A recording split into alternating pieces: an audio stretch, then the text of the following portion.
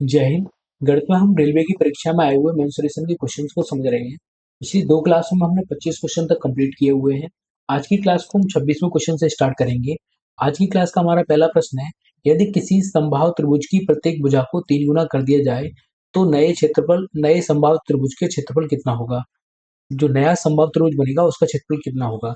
तो पहले भुजा है समबाहु त्रिभुज की, मान लेते हैं एक्स है।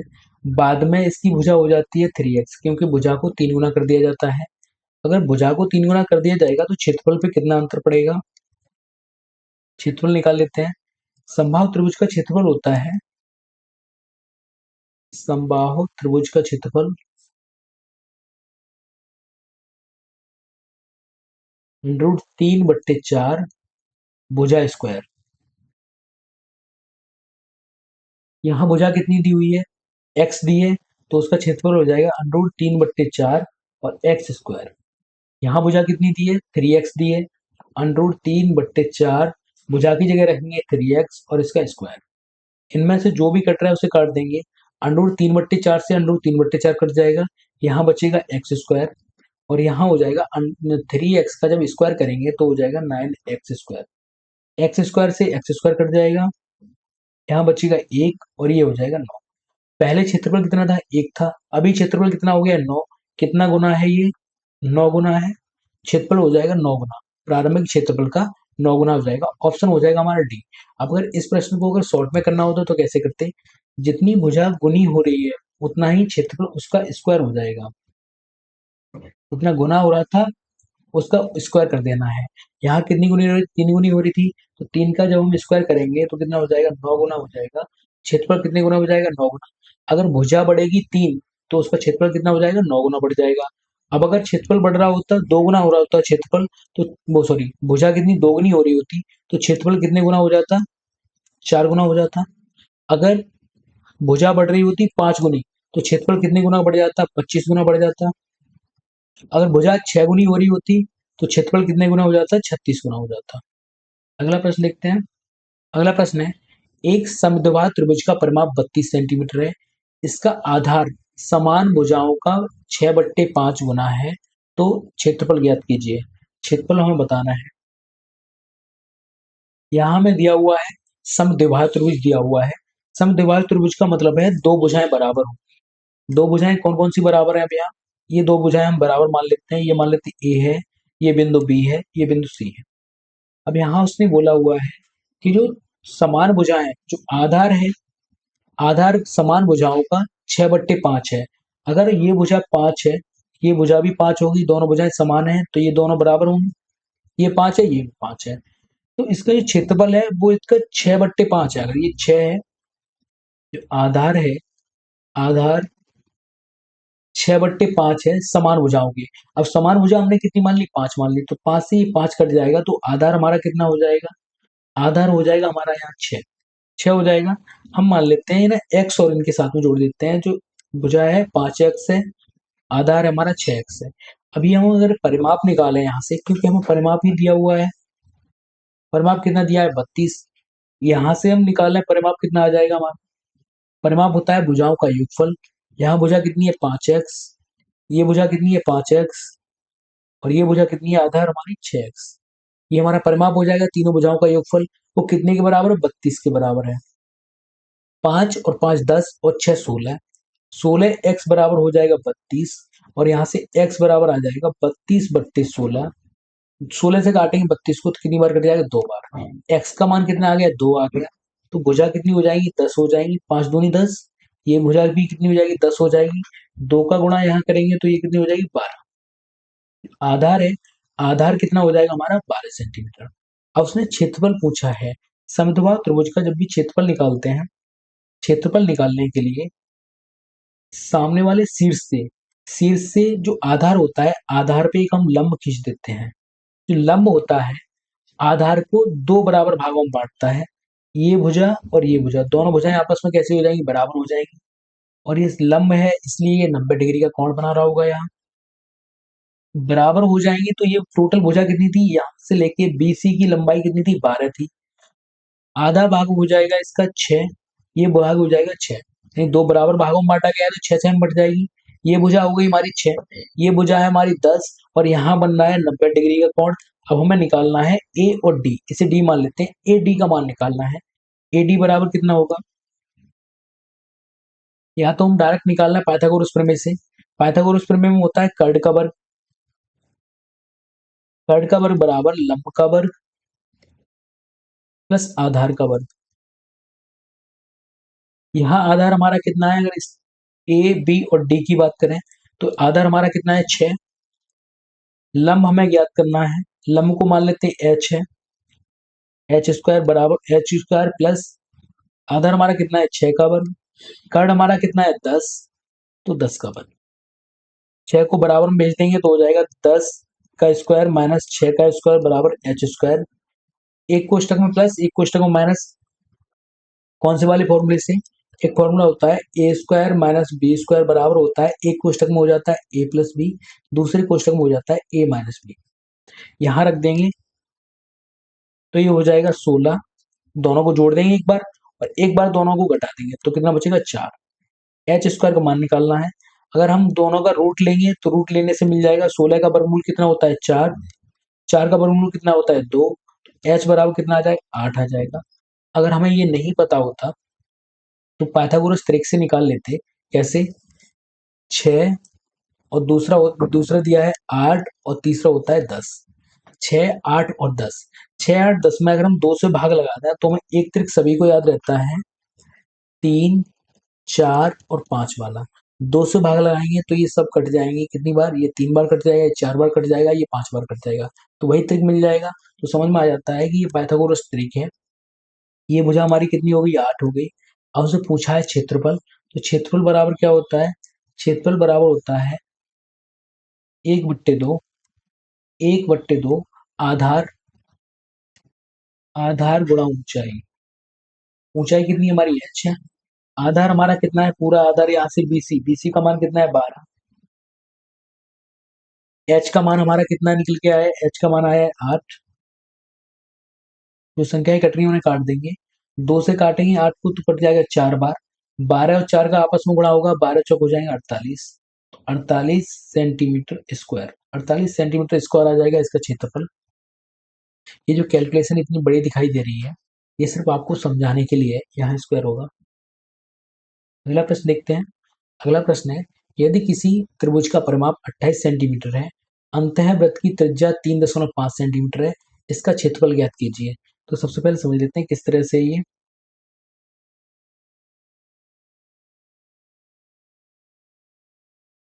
जैसे ये हमें वृत्त दिया हुआ है,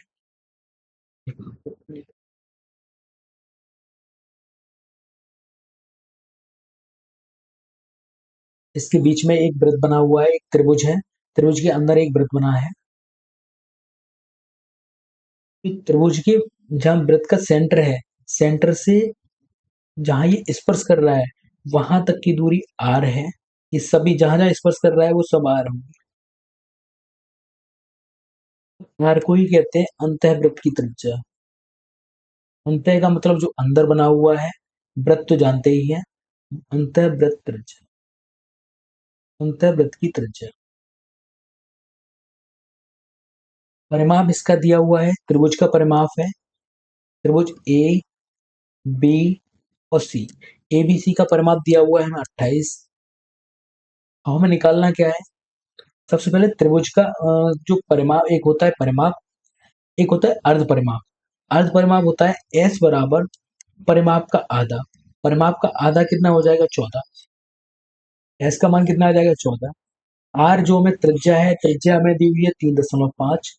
अब कोई ऐसा फॉर्मूला होना चाहिए क्षेत्रफल निकालने का जिसमें परिमाप और त्रिज्या, अंतर्वृत्त की त्रिज्या से क्षेत्रफल निकलना हो। तो क्षेत्रफल का फॉर्मूला होता है क्षेत्रफल बराबर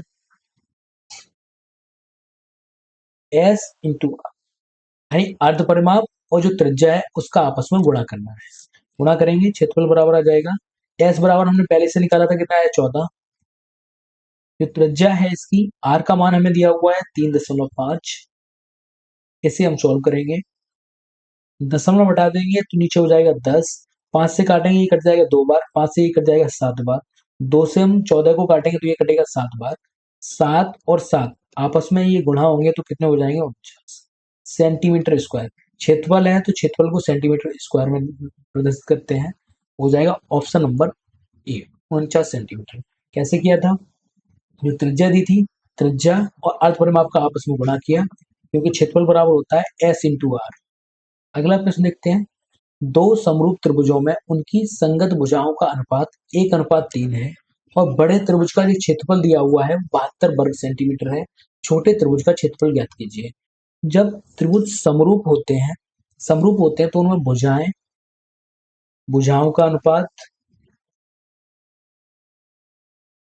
का अनुपात, माध्यिका का अनुपात,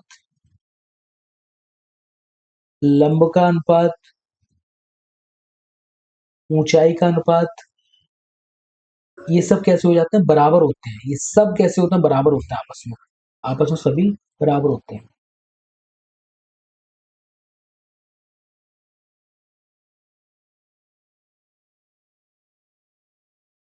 ये सब अनुपात आपस में बराबर होते हैं। जब हम क्षेत्रफल की बात करते हैं, जब क्षेत्रफल निकालना होता है तो क्षेत्रफल इन भुजाएं दी होंगी उनका स्क्वायर हो जाता है। अगर माध्यिका दी है तो माध्यिका का स्क्वायर हो जाएगा। अगर हमें लंबाई दी है तो लंबाई का स्क्वायर हो जाएगा। लंब दिया है उसका स्क्वायर हो जाएगा, यानी इन सबका स्क्वायर हो जाता है। तो यहाँ हमें दो वृत्त दिए हुए हैं, सॉरी दो त्रिभुज दिए हुए हैं, पहला त्रिभुज और दूसरा त्रिभुज।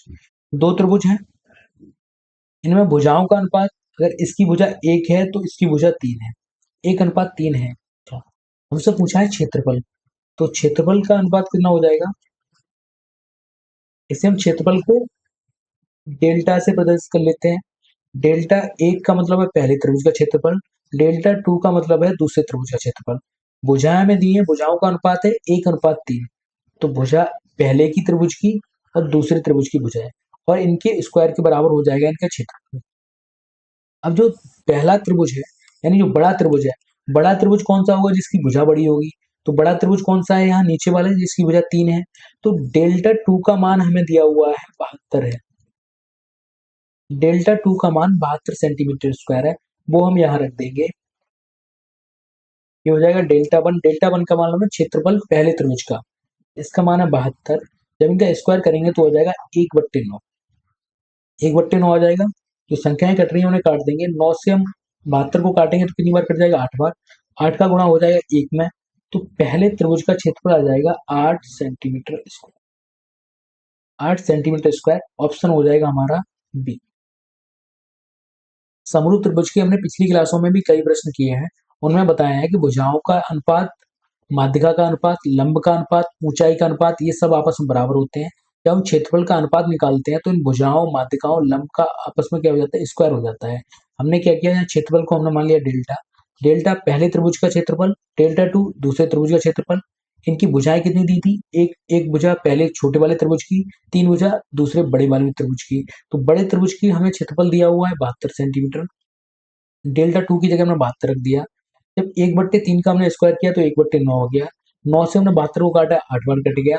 तो डेल्टा पहले त्रिभुज का क्षेत्रफल है वो कितना आ गया? 8 सेंटीमीटर। अगला प्रश्न देखते हैं। यदि दो समान त्रिभुजों की समरूप भुजाओं का अनुपात 2:3 है तो उनके समरूप ऊंचाइयों का अनुपात, पिछले वाले प्रश्न में बताया था, अगर हमें भुजा दिया है, जो अनुपात भुजाओं का होगा वही अनुपात उनकी ऊंचाई का होगा, वही अनुपात लंब का होगा, वही अनुपात उनकी माध्यिका का होगा। तो यहाँ इस प्रश्न में हमसे पूछा हुआ है ऊंचाइयों का अनुपात। ऊंचाई मान लेते हैं पहले त्रिभुज की h1 है, दूसरे त्रिभुज की h2 है। अनुपात इनका हमें निकालना है, तो जो भुजाओं का अनुपात है वही इनका हो जाएगा, तो अनुपात हो जाएगा 2:3। जो भुजाओं का अनुपात है वही इनकी ऊंचाई का अनुपात हो जाएगा। ऑप्शन हो जाएगा हमारा ए। अगला प्रश्न देखते हैं। अगला प्रश्न है, एक समबाहु त्रिभुज का शीर्षलंब 15 सेंटीमीटर है, इस त्रिभुज का क्षेत्रफल ज्ञात कीजिए। हमें क्षेत्रफल निकालना है। सबसे पहले हमें कोई त्रिभुज दिया हुआ है और ये त्रिभुज है समबाहु त्रिभुज। समबाहु जिसकी सभी भुजाएं बराबर है,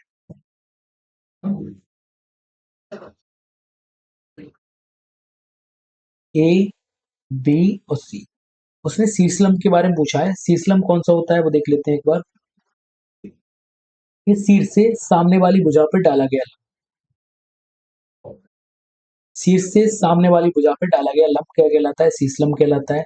अब सामने वाली भुजा पे लंब डाला गया है, लंब सामने वाली भुजा पे 90 डिग्री का कोण बनाता है, तो यहाँ कोण बन रहा होगा 90 डिग्री का बन रहा होगा, और ये इस त्रिभुज की क्या हो जाती है? ऊंचाई हो जाती है, यानी एच का मान हो जाता है।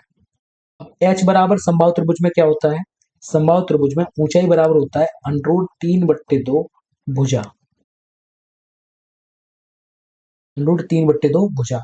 एच का मान हमें दिया हुआ है प्रश्न में, एच का मान कितना है? 15 है, तो यहाँ 15 रख देंगे। 15 बराबर √3/2 गुणा भुजा। हमें निकालना है उसका क्षेत्रफल। क्षेत्रफल निकालने के लिए हमें पता होनी चाहिए उसकी भुजा कितनी है। सबसे पहले हमें भुजा निकालनी पड़ेगी। 2 से मल्टीप्लाई इधर कर देंगे तो ये आए 15 गुणा 2, √3 का इधर भाग लगा देंगे, भुजा मिल जाएगी हमें 15 गुणा 2 बट्टे √3, ये हो गई हमारी भुजा। हमें निकालना है इसका क्षेत्रफल। तो समबाहु त्रिभुज का क्षेत्रफल का फॉर्मूला होता है, समबाहु त्रिभुज का क्षेत्रफल बराबर होता है √3/4 गुणा भुजा स्क्वायर,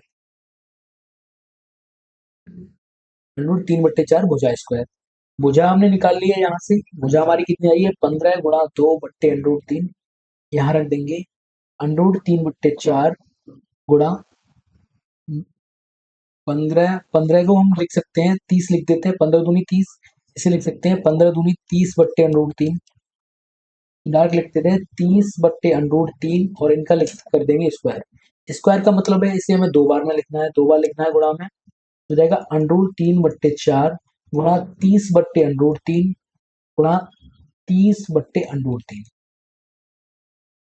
तो संख्याएं कट रही है, उन्हें काट देंगे। 4 से काटेंगे, ये 2 से काटेंगे, ये 2 बार कट जाएगा, और ये कट जाएगा 15 बार। 2 से इसे 30 को काटेंगे तो ये कट जाएगा 15 बार। √3 और √3, 3 को लिख सकते हैं हम √3 गुणा √3। इसका मतलब जो 2 बार में √3 लिखे हुए हैं, इसका मतलब कितना है? 3 है। इनका मतलब आपस में कितना है? 3 है। यहाँ दिया हुआ है √3, 15 गुणा 15, नीचे कितना हो जाएगा? 3। 3 से हम 15 को काटेंगे तो कितनी बार कटेगा? 5 बार। 15 का गुणा 5 में करेंगे, 15 पन्ना 75, और ये √ दिया हुआ है, ये आ जाएगा सेंटीमीटर स्क्वायर। क्षेत्रफल आ जाएगा 75 √3 सेंटीमीटर स्क्वायर। अगला प्रश्न देखते हैं। अगला प्रश्न है, एक समकोण त्रिभुज के कर्ण की लंबाई सबसे छोटी भुजा की दोगुनी लंबाई से 2 कम है, यदि तीसरी भुजा सबसे छोटी भुजा से 2 मीटर अधिक है, त्रिभुज का कर्ण की लंबाई ज्ञात कीजिए। एक समकोण त्रिभुज हमें दिया गया है, ये कोई समकोण त्रिभुज दिया है हमें, जिसमें बताया है कि सबसे छोटी भुजा मान लेते हैं, जो आधार है वो सबसे छोटी भुजा है, जो कर्ण है इसके दो गुने से 2 कम है, 2 गुने से 2 कम है, और जो दूसरी बची हुई भुजा है, तीसरी भुजा, यानी एक भुजा होगी सबसे छोटी, फिर हो गया एक कर्ण, अब बची हुई भुजा ये वाली है, ये भुजा जो छोटी वाली भुजा से 2 अधिक, तो हमने 2 अधिक कर दिया। हमसे पूछा है कर्ण का मान, हमें कर्ण का मान निकालना है। तो जो समकोण त्रिभुज होता है, समकोण त्रिभुज में कर्ण बराबर होता है कर्ण का स्क्वायर बराबर लंब का स्क्वायर प्लस आधार का स्क्वायर, आधार का स्क्वायर। अब हमें सभी के मान हमें दिए हुए हैं। कर्ण हमारा कितना है? 2x - 2 का स्क्वायर हो जाएगा यहाँ। लंब हमारा कितना है?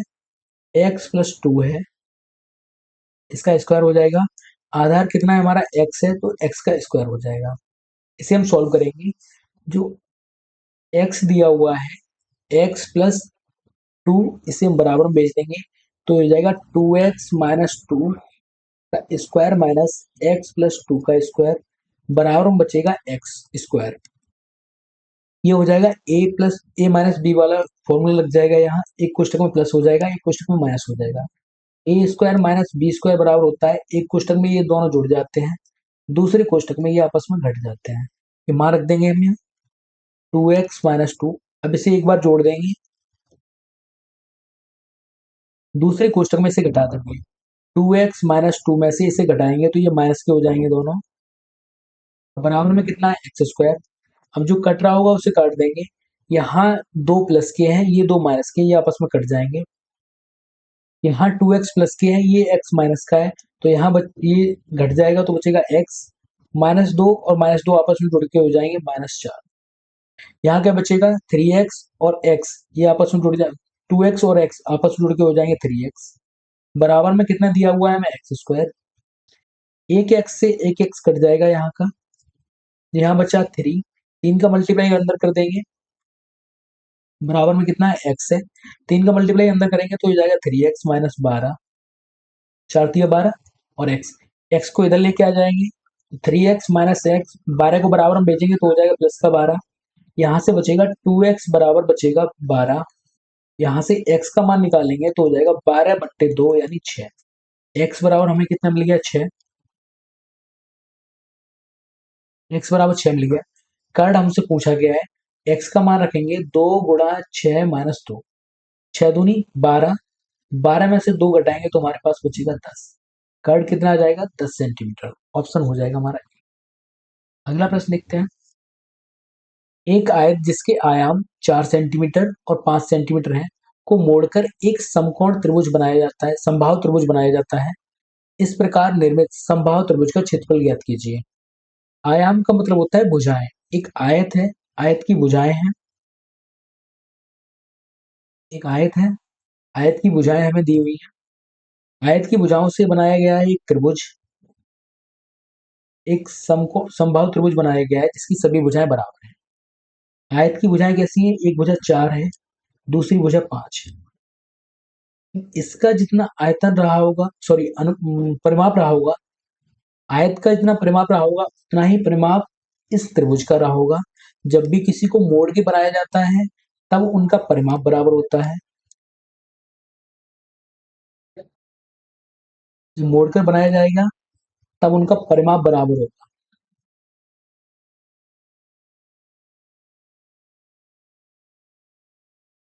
जब उन्हें पिघलाकर बनाया जाएगा तब उनका आयतन बराबर होगा, तब उनका आयतन बराबर होगा।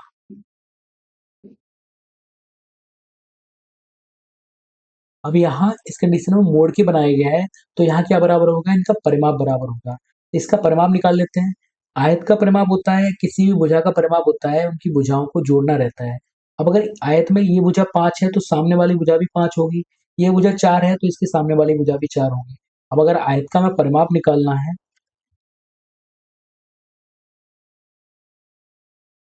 आयत का परिमाप हो जाएगा समबाहु त्रिभुज का परिमाप, बराबर हो जाएंगे दोनों, समबाहु त्रिभुज का परिमाप। समबाहु त्रिभुज में सभी भुजाएं बराबर होती हैं, अगर ये भुजा ए है, ये भुजा भी ये होगी, ए भुजा भी ये होगी, ये सभी भुजाएं कैसी होंगी, बराबर होंगी। आयत का परिमाप हम निकालेंगे 5 + 5 + 4 + 4, समबाहु त्रिभुज का परिमाप कितना हो जाएगा, ए प्लस ए प्लस ए, ये कितना हो जाएगा 3, ये जोड़ेंगे तो ये कितना हो जाएंगे 5 और 5 10 और 8 18, 3 से काटेंगे इसे, ये कट जाएगा 6 बार, यानी ए बराबर कितना आ जाएगा 6 सेंटीमीटर। ए इस समबाहु त्रिभुज की भुजा है। अब समबाहु त्रिभुज का हमें क्षेत्रफल निकालना है तो समबाहु त्रिभुज का क्षेत्रफल बराबर होता है √3/4 भुजा स्क्वायर, √3/4 भुजा स्क्वायर। भुजा का मान हमें मालूम पड़ेगा कितना है 6 है, यहाँ रख देंगे तो क्षेत्रफल बराबर आ जाएगा √3/4, भुजा की जगह रखेंगे तो 2 स्क्वायर करना है तो 2 बार गुणा कर देंगे इनका आपस में, 2 से काटेंगे 4 को 2 बार कट जाएगा, 6 को काटेंगे 3 बार कट जाएगा, 2 से 6 को काटेंगे 3 बार कट जाएगा, 3 तिया 9, क्या आ जाएगा 3 तिया 9 √3 सेंटीमीटर स्क्वायर, क्षेत्रफल है इसलिए सेंटीमीटर स्क्वायर में आ जाएगा, ऑप्शन हो जाएगा हमारा 9 √3, ऑप्शन नंबर ए। अगला प्रश्न देखते हैं। अगला प्रश्न भी पिछले प्रश्न की तरह ही है। एक आयत है जिसका आयाम 4 सेंटीमीटर और 2 सेंटीमीटर है, समबाहु त्रिभुज बनाने के लिए मोड़ा जाता है, इस प्रकार बने समबाहु त्रिभुज का क्षेत्रफल ज्ञात कीजिए। तो क्षेत्रफल हमें पता है, सबसे पहले जो आयत है, आयत का परिमाप कितना हो जाएगा, डायरेक्ट निकालते हैं। परिमाप परिमाप बराबर होता है भुजाओं का योग।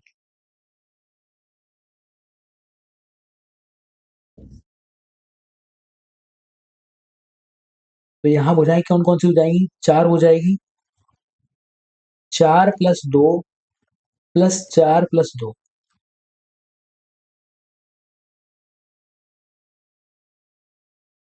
और यही बराबर हो जाएगा त्रिभुज का परिमाप। समबाहु त्रिभुज है इसलिए उसकी सभी भुजाएं बराबर हैं, और उसमें कितनी भुजाएं, 3 भुजाएं हैं, इसलिए हमने 3 से गुणा कर दिया। इन्हें आपस में जोड़ा तो कितना हो जाएगा, ये 4 और 2 6, 6 दूनी 12, 12 बराबर 3 है। 3 से काटेंगे 12 को तो कट जाएगा 4 बार, यानी भुजा आ जाएगी हमारी समबाहु त्रिभुज की 4 सेंटीमीटर। हमसे पूछा है क्षेत्रफल, तो क्षेत्रफल बराबर होता है √3/4 गुणा भुजा स्क्वायर। भुजा उसकी कितनी निकाली है अभी हमने, भुजा आई है उसकी 4, √3/4 गुणा 4 × 4, क्योंकि यहाँ स्क्वायर दिया हुआ है इसलिए हमने 4 का 2 बार गुणा कर दिया। जो संख्याएं कट रही है उन्हें काट देंगे, 4 से 4 को काटेंगे, बचेगा कितना यहाँ 4, तो 4√3 सेंटीमीटर स्क्वायर क्या हो जाएगा, इसका क्षेत्रफल हो जाएगा। ऑप्शन हो जाएगा हमारा ए। अगला प्रश्न देखते हैं। भूमि का एक त्रिभुजाकार भाग जिसकी भुजाएं क्रमशः 72 मीटर, 30 मीटर और 78 मीटर हैं, को 20 पैसे प्रति वर्ग मीटर की दर से समतल करने में लागत कितनी आएगी। तो वर्ग सेंटीमीटर को वर्ग मीटर बोला हुआ है उसने, वर्ग मीटर का मतलब होता है कि उसका क्षेत्रफल निकालना है, वर्ग मीटर का मतलब है उसका क्षेत्रफल निकालना है। तो इन भुजाओं से हमें क्षेत्रफल निकालना है, और विषमबाहु त्रिभुज का क्षेत्रफल निकालने के लिए पिछली क्लास में हमने बताया था, विषमबाहु त्रिभुज का क्षेत्रफल बराबर होता है under root s, s minus a, s minus b, s minus c. S क्या होता है, एस होता है परिमाप का आधा। और परिमाप कैसे निकालते हैं, भुजाओं को जोड़ते हैं। तो पहली भुजा मान लेते हैं ये ए है, ये बी है और ये सी। यहां से परिमाप निकालेंगे इनका, परिमाप बराबर हो जाएगा 72 + 30 + 78, इन्हें आपस में जोड़ देंगे। 72 में अगर हम 8 जोड़ेंगे तो 80 हो जाएगा, 80 और 30 110 हो जाएगा, 110 में 70 जोड़ेंगे तो हो जाएगा 180 मीटर, क्योंकि यहाँ भुजाएं मीटर में दी हुई है इसलिए हमने मीटर लिखा। अब अगर हमसे एस का मान निकालना है, एस बराबर होता है अर्ध परिमाप, अर्ध परिमाप का मतलब इसका आधा, तो ये कितना हो जाएगा 90 मीटर। क्षेत्रफल निकालना है, क्षेत्रफल वाला फॉर्मूला ये है, इसमें मान रख देंगे। एस, एस की जगह कितना रखेंगे 90, 90 माइनस ए, ए का मान कितना है हमारा 72, फिर 90 माइनस बी, बी का मान कितना है 30, फिर 90 माइनस सी, सी का मान कितना है 78। इसे सॉल्व करके इनका क्षेत्रफल निकाल लेंगे, जो भी क्षेत्रफल आएगा उसमें 20 पैसे से मल्टीप्लाई कर देंगे तो पूरा खर्चा निकल के आ जाएगा, खर्चा कितना होता है। यहाँ 90 है, 90 में से 72 जाएगा तो बचेगा 18, 90 में से 30 जाएगा तो बचेगा 60, 90 में से 78 जाएगा तो बचेगा 12। इन्हें सॉल्व करने के लिए हम आसान बनाएंगे ना, मल्टीप्लाई में लिख लेंगे। 90 को लिख सकते हैं 2 × 10, 18 को लिख सकते हैं 9 × 2, 30, 30 को कैसे लिख सकते हैं, 30 को लिख सकते हैं हम 4 × 15, 12 को लिख सकते हैं हम 4 × 3। दो दो के जो जो भी जोड़े मिल रहे होंगे हम निकाल लेंगे। यहाँ एक जोड़ा 9 का है, एक जोड़ा यहाँ है, तो 9 बाहर आ जाएंगे, एक कोष्टक से बाहर आएंगे। 60 है, 60 को हम थोड़ा ऐसे लिखते हैं, जो 60 दिए हुए हैं 60 को हम लिख लेते हैं 6 × 10। अब इससे क्या होगा कि 10, एक तो हमें यहाँ दिए हुए हैं 10, एक 10 यहाँ है, तो एक 10 बाहर आ जाएगा, 9 बाहर आ गया, 10 बाहर आ गया। अब यहाँ कितना है, 4 है, ये 4 से हम 4 का वर्गमूल 2 बाहर आ जाएगा। यहाँ कितना है 6 है, 6 को चाहे तो हम लिख सकते हैं 2 × 3, तो ये 3 और ये 3, 2 3 बन जाएंगे, तो इसमें से एक 3 और बाहर आ जाएगा। यहाँ बचा 2 और यहाँ बचा 2, ये दोनों में से एक 2 बाहर आ जाएगा, तो सारी संख्याएं बाहर आ गई हमारी। तो इसका हमें क्षेत्रफल मिल गया, क्षेत्रफल हमारा इतना आया हुआ है। अब उसने लागत पूछी है, तो लागत बराबर क्या होगा, लागत बराबर जितना क्षेत्रफल है उसमें 1 मीटर में उसको 1 वर्ग मीटर से जो समतल करने में कितना पैसा खर्च हो रहा है, 20 पैसा खर्च हो रहा है, तो 20 से हम गुणा कर देंगे। लागत हमारी कितनी आई, 9 × 10 गुणा, इनका आपस में गुणा ही कर देते हैं। दो, दो तिया छह, छह दूनी 12, 20 पैसा, 20 पैसा उसकी लागत है। 20 बट्टे 100, पैसा को अगर रुपए में बदलेंगे तो 100 से हम भाग लगा देंगे। एक जीरो, जो ऊपर दो जीरो दिए हैं उनसे दो जीरो कैंसिल हो जाएंगे। जो संख्या बची उनका आपस में गुणा कर लेंगे। यहाँ बचा है 9, यहाँ बचा है 2 और यहाँ बचा है 12। 12 दूनी 24 और 24 नमा होते हैं 216। खर्चा उसका आ जाएगा 216 रुपये। ऑप्शन हो जाएगा हमारा। धन्यवाद। अगली क्लास में इससे आगे क्वेश्चन को समझेंगे।